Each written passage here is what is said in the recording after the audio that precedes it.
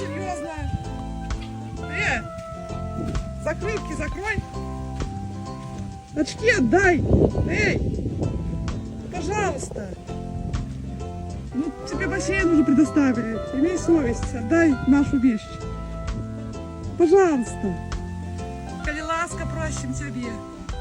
Отдай нашу речь, наши окуляри. І вони тобі не надто підходять.